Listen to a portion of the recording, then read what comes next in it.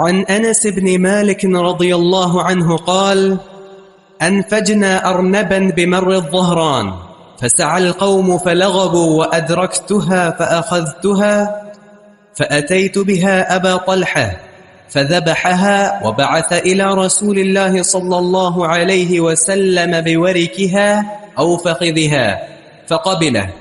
قال رحمه الله لغبوا تعبوا وأعيوا.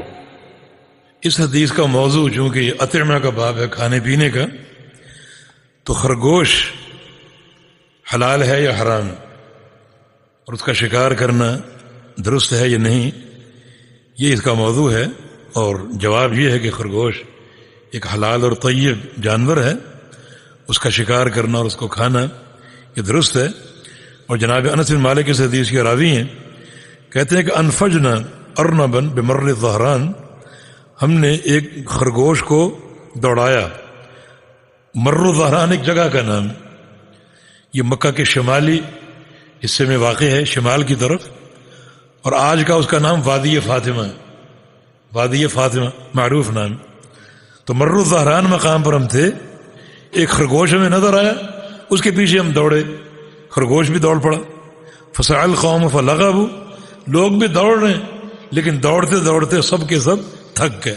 لغبوا یعنی سب کے سب تھک گئے اور خرگوش ان کے ہاتھ نہ آیا. وادرکتها، انس کہتے ہیں کہ میں نے اس کو جا پکڑا.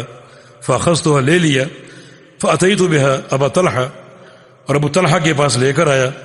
فذبحها، انہوں نے اس کو ذبح کیا. وبعث الى رسول اللہ صلی اللہ علیہ وسلم بورکها او فخذها، اور اس کا جو ایک ران تھا یا دو رانے، بعض تسنیہ کا صیغہ ہے، دو رانے اس کی جو تھیں وہ نبی علیہ السلام کو آپ نے تحفتاً بھیج دیں. فقبلہ، آپ نے ان کو قبول کر لیا. تو یہ حدیث خرگوش کی حلت کی دلیل ہے. کچھ لوگ اس کے حرام ہونے کا عقیدہ رکھتے ہیں، لیکن یہ حدیث ان کے اس موقف کا رد کرتی ہے.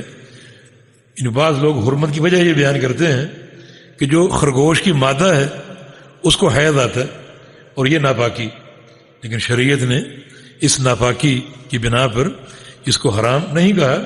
اور اگر جانور کے اندر کوئی حصہ ناپاکی کا حصہ ہے تو وہ الگ کر لیا جاتا ہے، اور باقی اس کا جسم جو ہے سارا کا سارا پاک اور طیب ہے اور اس کو کھانا حلال ہے.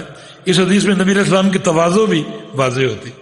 حالانکہ خرگوش کی دو رانے کتنا گوشت ہو، ایک متوازی سے تحفہ، مگر آپ نے وہ بھی قبول کیا اپنے صحابہ کی دلجوئی کے لیے. جی